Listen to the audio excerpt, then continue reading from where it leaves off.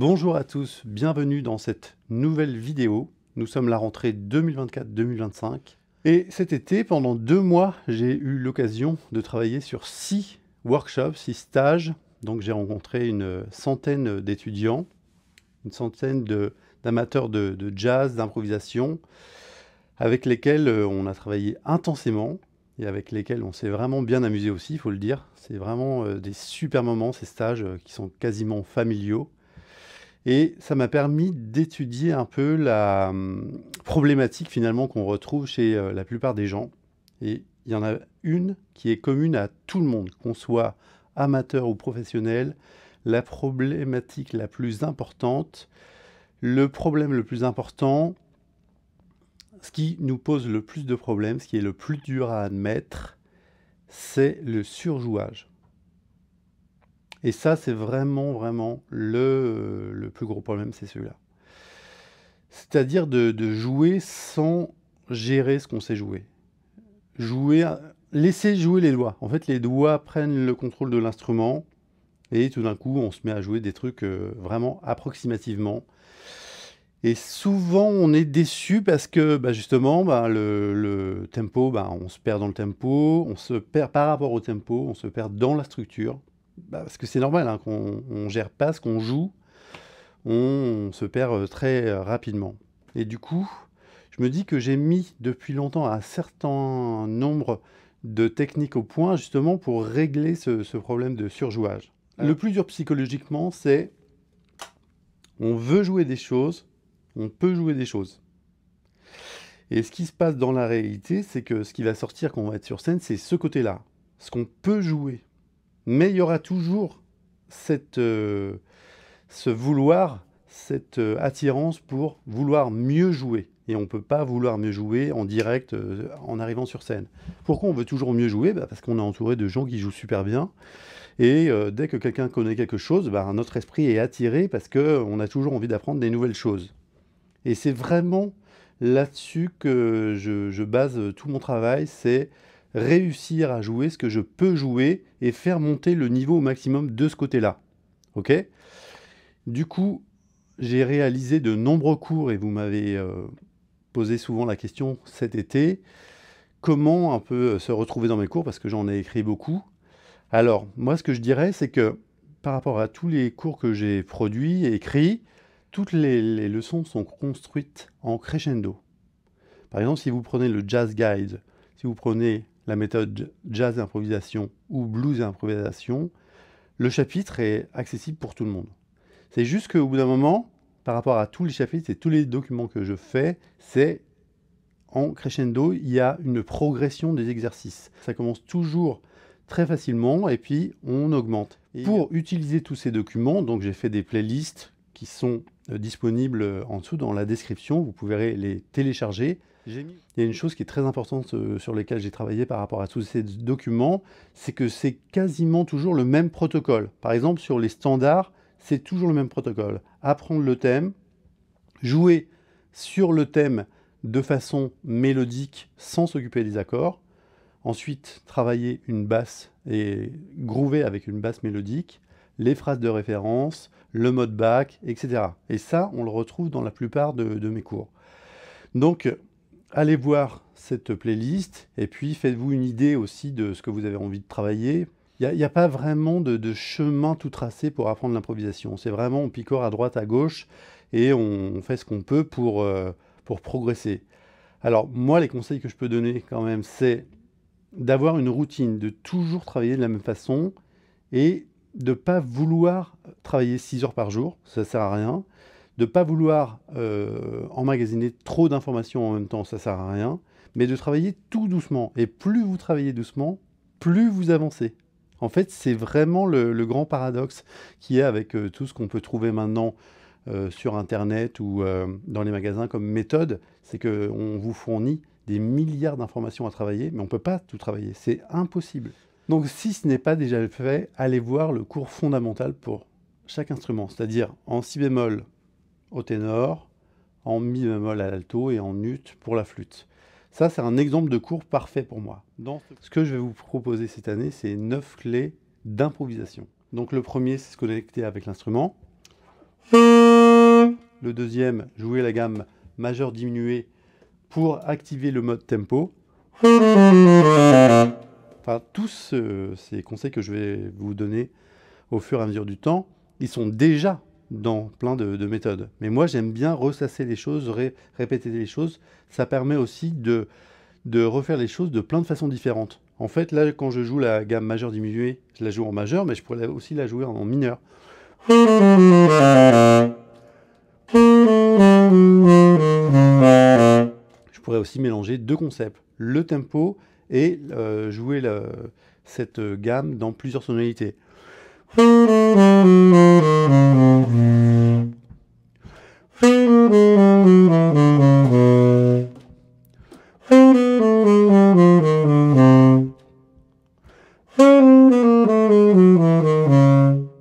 Voilà, etc. Donc ça, c'est des petites choses qui sont importantes.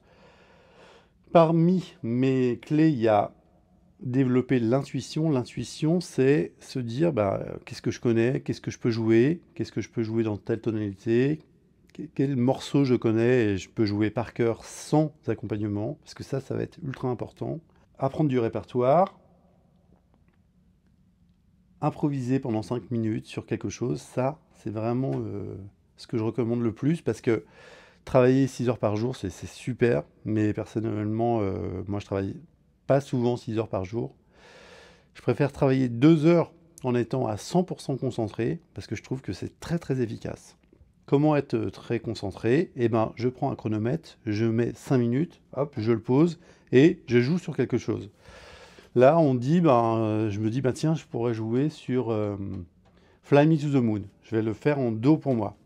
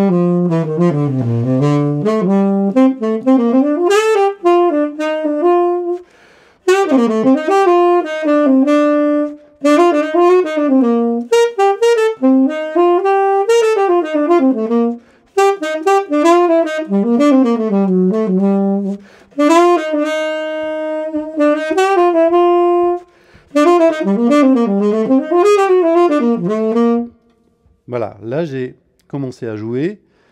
Ce que je me suis donné aussi comme conseil par rapport à ce petit travail que je fais en début de session, c'est que je joue d'oreille. Mais là, en fait, quand je joue, j'ai pas besoin de me réciter la grille. Je joue vraiment à l'oreille. Ça, c'est vraiment quelque chose que vous devez absolument pratiquer. Développer de l'oreille, c'est notre but ultime. Tout passe par l'oreille. Tout ce que vous connaissez théoriquement, c'est bien, mais ça ne sert pas à grand-chose. Vous devez jouer les choses. C'est ça qui est le plus important. Donc, par exemple, est-ce que vous savez jouer en Do majeur? Est-ce que vous pouvez jouer quelque chose en Do majeur? Est-ce que vous connaissez des mélodies? Est-ce que vous jouez une mélodie en Do majeur? Donc, ce que je vais faire... Voilà, ça c'est une phrase de référence. Donc je me dis, tiens, je vais jouer sur Do majeur en créant des mélodies.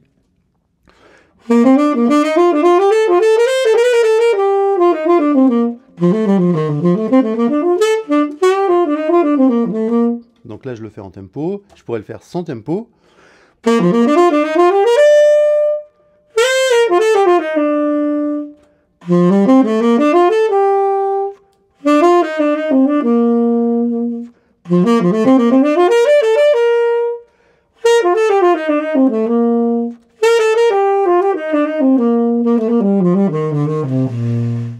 Alors évidemment, quand je travaille sur une tonalité, Do majeur en l'occurrence ici, il faut que je joue le Do tout le temps. Que je commence par Do, que je finisse par Do, et ensuite que j'aille faire une petite mélodie. Comme ça je m'entraîne à créer en fait des mélodies. Et improviser, c'est pas connaître les gammes et les accords, c'est de pouvoir jouer des choses mélodiques sur les accords. Donc évidemment, je connais ma gamme de Do. Mais après, si le pianiste il joue un accord de Do majeur, moi tout de suite j'ai des mélodies qui me viennent en tête. Oui. En fait, c'est pas des phrases par cœur que je récite, c'est des choses que j'ai l'habitude de jouer. Et en fait, j'ai appris de façon mélodique plein de petites choses. Voilà, j'ai appris à me servir de plein de petites cellules et j'ai pratiqué ces cellules pendant un moment et en pratiquant des petites choses comme ça, eh ben, on développe du vocabulaire. Ok? Apprendre des choses par cœur, c'est très bien, apprendre des phrases par cœur, c'est très bien, mais c'est des citations et on ne peut pas jouer, on ne peut pas parler en citation. Donc il faut apprendre des petits plans, des petites choses sur lesquelles on va travailler, qu'on va pratiquer. Un plan, c'est par exemple un plan de phrase. C'est ça que ça veut dire un plan en fait. Par exemple, un plan de phrase, un plan de début de phrase. Voilà, donc là je suis toujours sur Do majeur pour moi. Là je viens de jouer tierce, quinte et tonique. Et je me dis, bah tiens, ça sera mon début de phrase.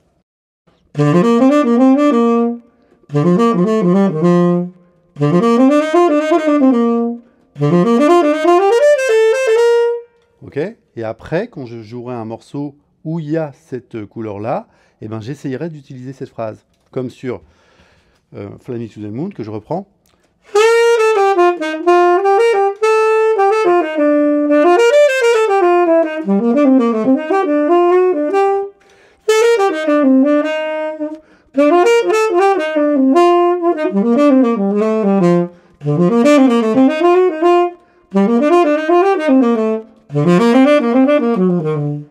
Voilà, là j'essaye de placer mon plan entre guillemets un peu de partout, mais un peu au hasard aussi. C'est vraiment quelque chose que mon oreille elle a envie d'entendre. Quand on apprend une phrase ou à se servir d'un plan, c'est pas quelque chose qu'on va toujours jouer au même endroit. Parce que cette phrase-là que moi je travaille en Do majeur, en fait je peux la jouer sur plein d'accords.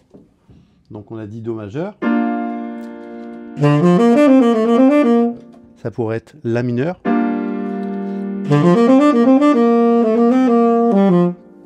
Ça pourrait être Ré mineur.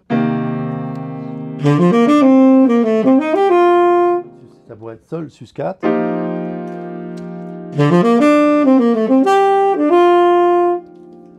Ça pourrait être Mi bémol 7, bémol 9.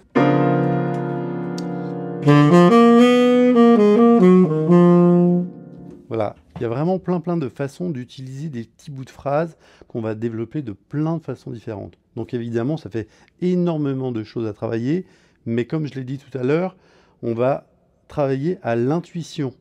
Donc du coup, rester dans une zone de confort, il faut toujours rester dans une zone de confort et développer ce qu'on peut développer. Et du coup, cette zone, elle va s'élargir.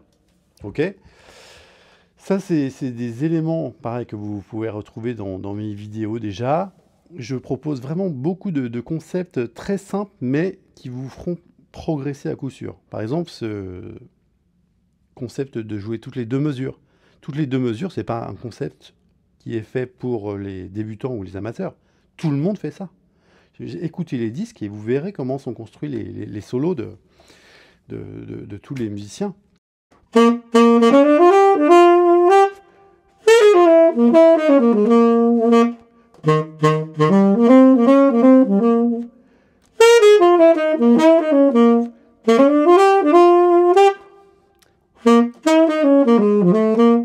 Voilà, il y a plein de disques où les gens jouent par deux mesures. Donc, s'ils le font, pourquoi on ne le ferait pas? Et ça, c'est vraiment super important à comprendre, à pratiquer. Travailler aussi des phrases entières, c'est-à-dire une mélodie qui a un début et une fin. Ça, c'est très important. Voilà, là, j'ai joué un 2-5-1.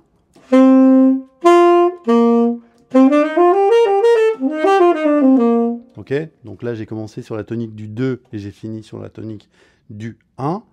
Voilà, on entend bien qu'il y a un début, une fin. Après, je peux m'entraîner à jouer avec des phrases, ce que j'appelle des phrases d'appel et des phrases de résolution.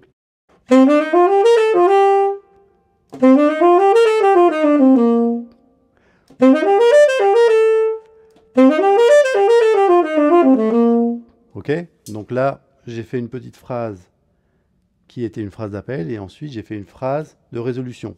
On peut faire aussi toutes les deux mesures.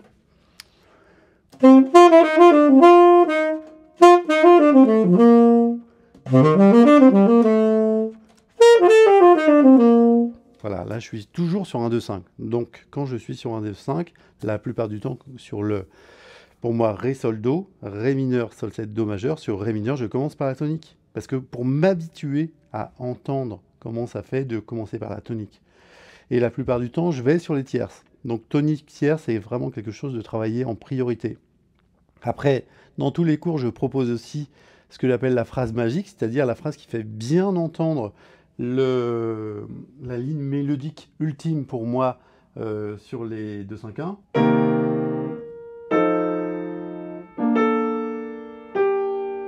Et ça, c'est très facile de s'en souvenir parce que c'est...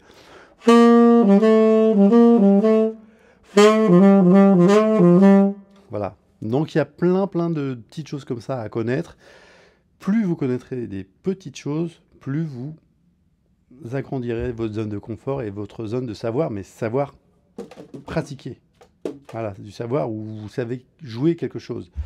Donc évitez de travailler trop de choses à la fois. Essayez de vous focaliser sur du travail par rapport à des morceaux simples. Ne jouez pas des morceaux qui sont en dehors de votre zone de confort. Ça, c'est pareil. En fait, risque, zone de confort, ça veut pas... risque, ça veut rien dire pour moi, personnellement. Zone de confort, c'est important parce que c'est une zone dans laquelle vous allez pouvoir vous développer. Donc, vous devez vous développer du confort pour que quand vous arriviez sur scène et pour jouer avec des musiciens, eh ben, vous êtes tranquille. Voilà, il n'y a pas de... Votre répertoire, votre vocabulaire est prêt à être joué. Alors, il faut bien comprendre que c'est jamais de la récitation, mais on met des repères. On met beaucoup de repères. Moi, dans toutes les méthodes, dans tous les documents que je vous propose, il y a énormément de repères. Et ces repères, ils sont là pour que vous soyez à l'aise par rapport au tempo, par rapport à la structure. Et ça, c'est vraiment le plus important. Donc, je vous souhaite une bonne année. Je vais revenir très vite avec de nouvelles vidéos sur des cours spécifiques. Allez télécharger le PDF qui est en dessous où je propose tous mes cours avec des playlists. Et puis, on se revoit très bientôt. Ciao, ciao!